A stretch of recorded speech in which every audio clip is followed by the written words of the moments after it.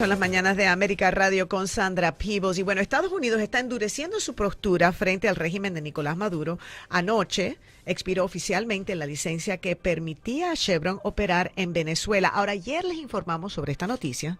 Estuvimos hablando con el teniente José Antonio Colina y estuvimos analizando esta noticia del punto de que esa licencia se iba a extender de una manera más limitada, de una manera que permitiría el mantenimiento del plantel de esta refinería en Venezuela, pero que no iba a haber venta de este crudo, que Maduro no iba a ganar dinero de este crudo. Ahora resulta que esta noticia cambia. Un día siguiente resulta que todo se cancela, esa licencia no se va a extender ni siquiera de manera limitada. ¿Qué va a pasar con ese mantenimiento que supuestamente le iban a dar a esta planta? Para hablarnos todo, tenemos a Orián Brito y su invitado, Negar Granado, analista político y abogado. Muy buenos días a ambos. Cuéntenos cómo es esta noticia.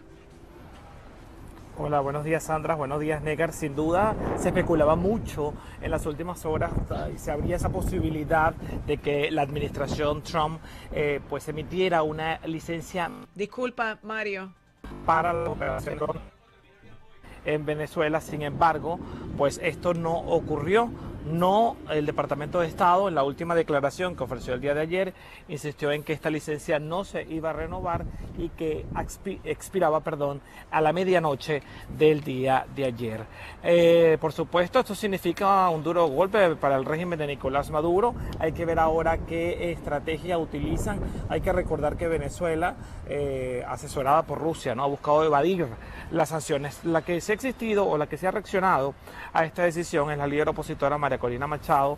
En una entrevista pues ha hablado sobre esta decisión y dice: el presidente Trump ha recordado que Nicolás Maduro había firmado un acuerdo en octubre de 2023 comprometiéndose a llevar adelante elecciones libres y justas y respetar los resultados, y que a cambio de eso le daban las licencias. ¿Quién lo violó? Una persona, Nicolás Maduro. Hace referencia, y todo el mundo sabe que el dinero, dice María Corina Machado, que entra a Venezuela por concepto de esta licencia de Chevron, no iba a las escuelas ni a pagar a los maestros o enfermeras, sino a la represión.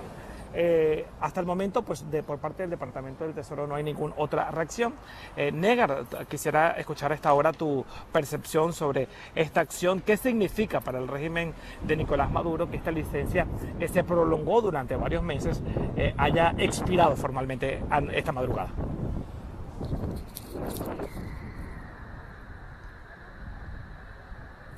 ¿No lo tenemos? ¿Aló? Sí, yo estoy aquí. Sí, ok. Bueno, quisiera tu percepción, buenos días, sobre la decisión, no te preocupes. ¿Qué significa, no?, que esta licencia que por tanto tiempo se prolongó hoy en día, pues ya haya perdido su vigencia?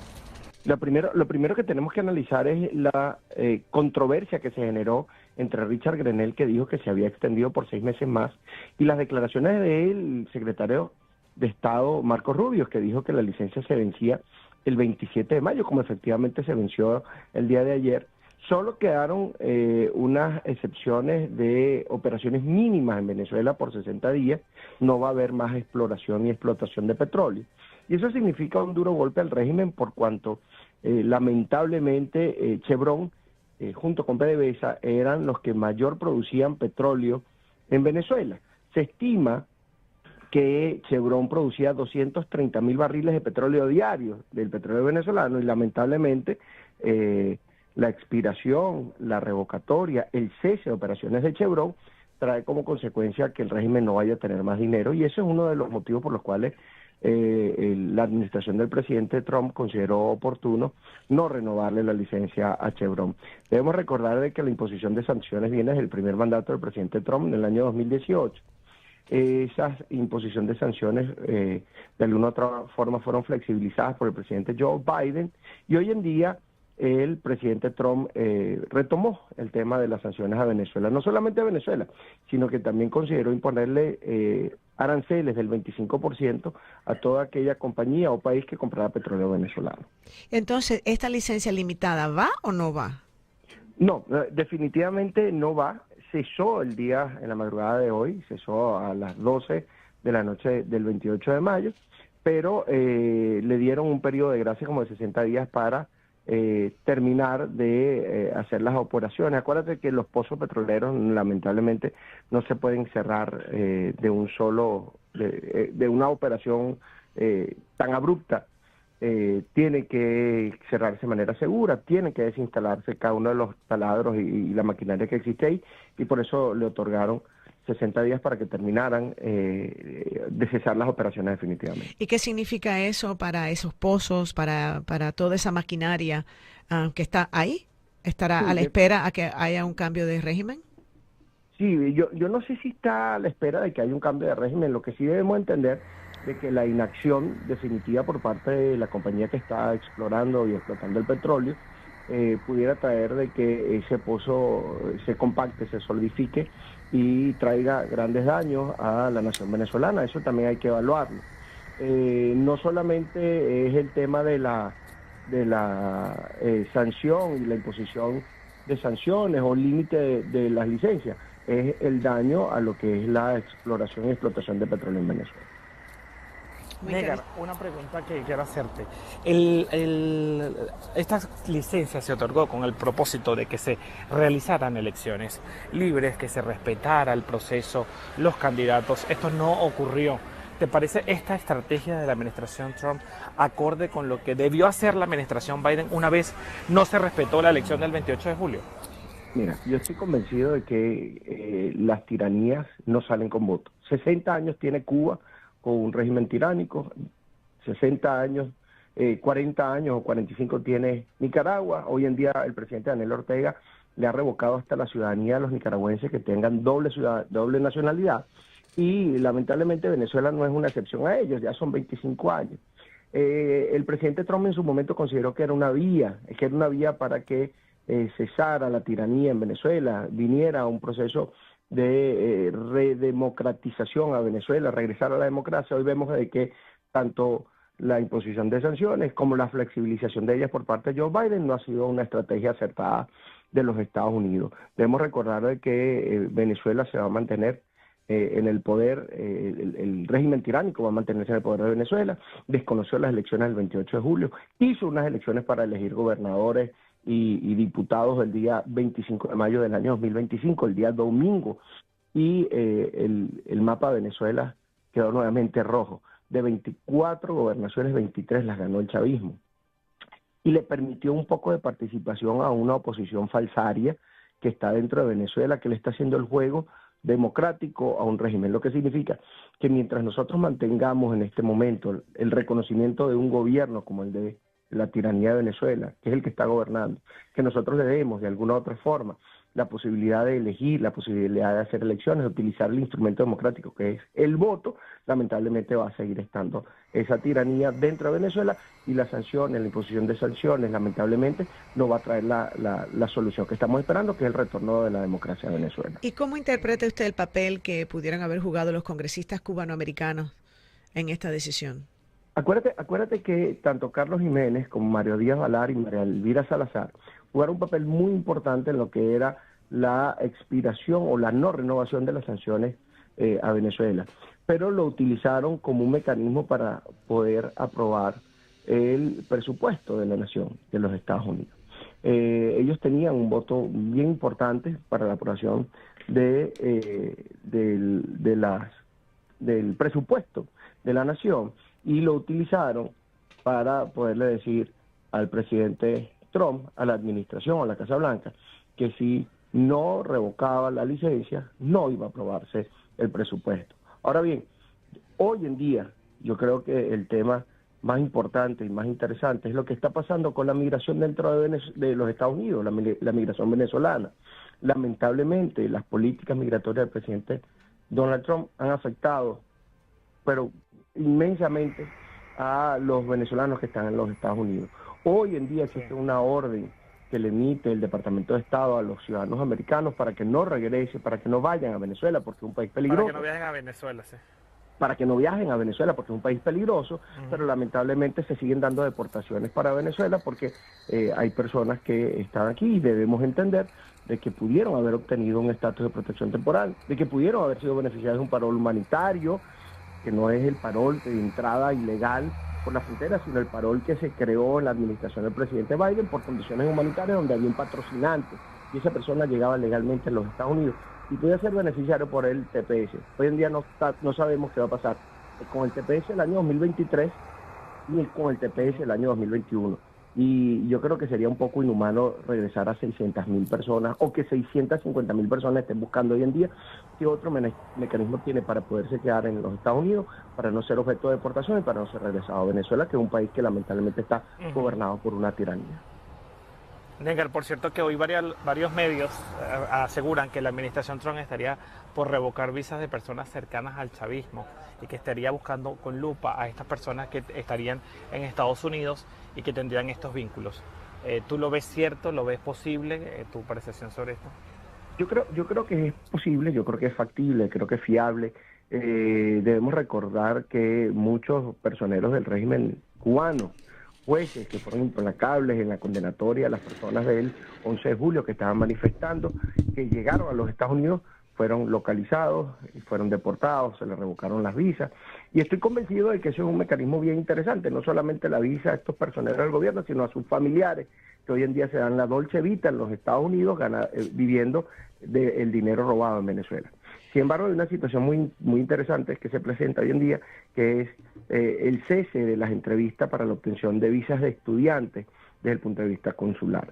Y eso trae como consecuencia entender de que las visas tanto F como la M como la J, que es la de intercambio académico, van a estar paralizadas, que los programas que pudieran empezar ahorita en agosto van a empezar sin que estos estudiantes o estos posibles beneficiarios de estas visas de estudiantes puedan llegar a los Estados Unidos producto del cese de estas entrevistas. ¿Y eso por qué?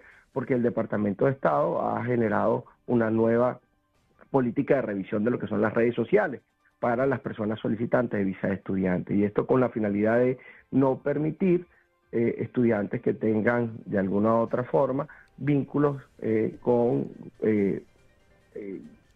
agrupaciones, con organizaciones criminales terroristas que puedan considerar los Estados Unidos que es un peligro para la seguridad de los Estados Unidos. Señores, hacemos una breve pausa, pero regresamos con más de esta discusión aquí en las Mañanas de América Radio con Sandra Peebles en la 1260 AM.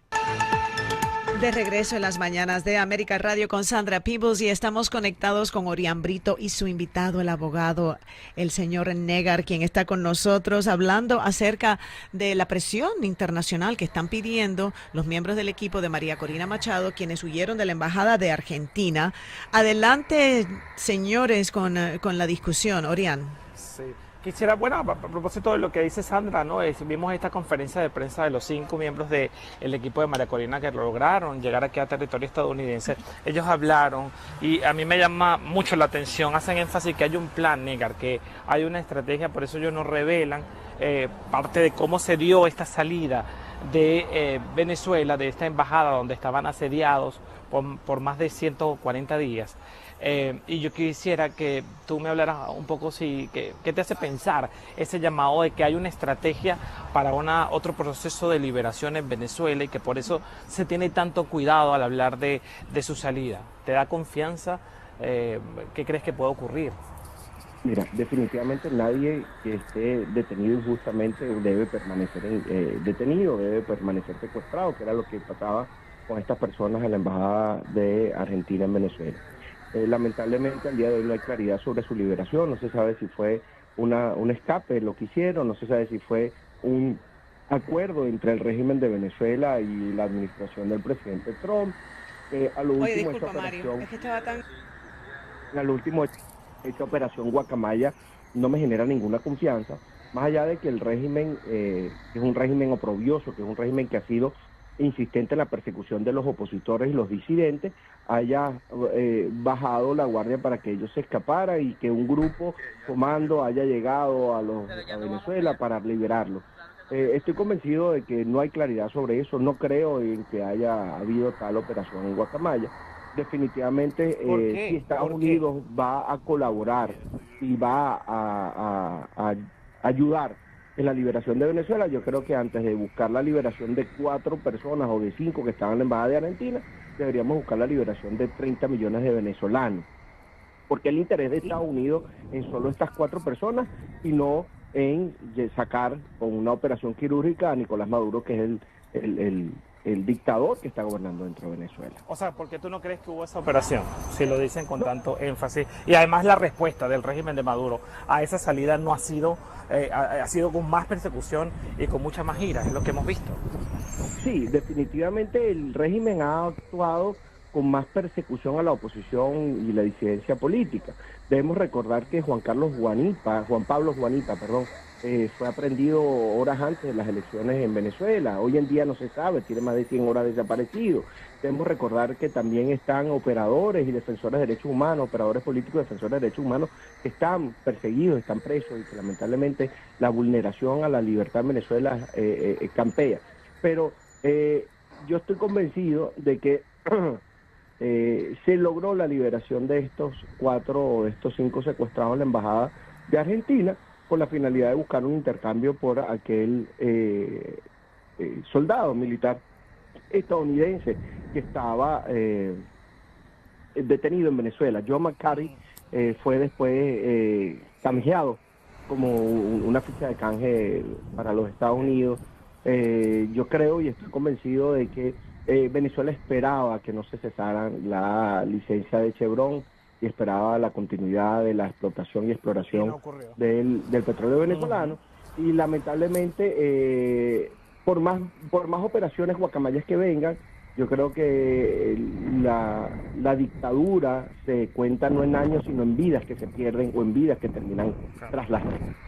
Edgar, yo no quiero perder el contacto porque además tú eres abogado de inmigración y hablábamos antes de la pausa de los estudiantes que estaban esperando sus citas en consulados y embajadas para tramitar sus visas y que ahora quedan en el aire con esta decisión que se ha tomado en las últimas horas. ¿Qué pueden hacer ellos? ¿Te parece injusta esta decisión?